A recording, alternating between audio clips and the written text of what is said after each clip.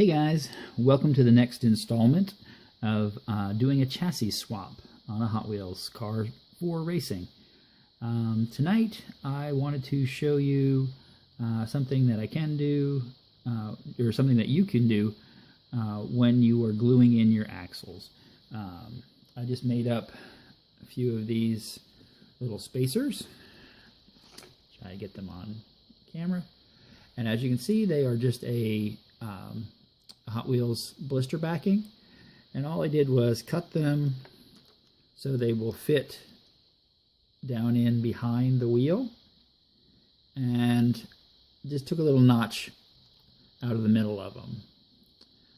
Very straightforward, and as I said before, the thickness is about right. They're right around, they're in that 20 thousandths range, so yeah, I mean, for this car, it makes sense for me to glue the axles in first and glue the weight in, and then I can kind of adjust the body to fit the chassis once the chassis is ready to go. The lead that you see, this piece here and this little piece here, will be getting glued in the car.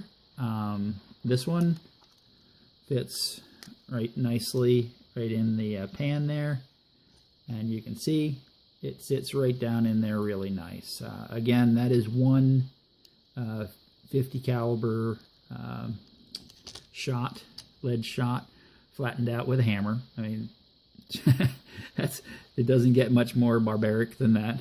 And this little piece right here, I can just glue that right in behind the seats, right there, or however I want to glue it in there, probably in there like that. You know, just glue it right in like that. And I'll also glue in the windshield glass in the top. But without further ado, I will show you how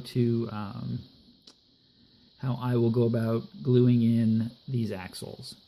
Don't worry, I will spare you my mixing up JB Quick Weld. So I'll just be back in a second. Okay, so here we are. As you can see, this is just a completely bone stock, unaltered Chrysler 300 chassis. And I've got my JB Weld nice and mixed up, just to a nice kind of thick consistency. And I will just take that and daub it right over the axle. You know, nothing too serious here. I just like to really try and get it down in there. Since we're not using any of the posts for the cars or anything, you don't have to worry about those holes. You're getting in the way of those holes. You can just kind of fill in the area really nice. And you don't have to be precious about it. You don't have to be super neat and clean. The car, you know, the Quick Weld will kind of self level, and I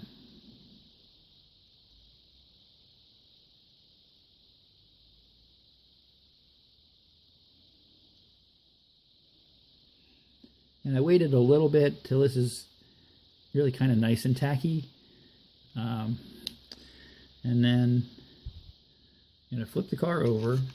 That out of the way. Flip the car over, and I'm going to slide these in. I hope I get this on camera okay. And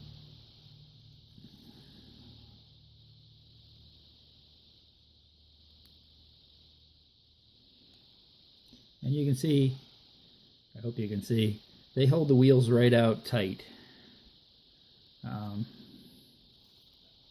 It just kind of works out that that's the size that they are. That just kind of works out that they're the correct thickness for this to work. So yeah, I mean, and that's what it should look like.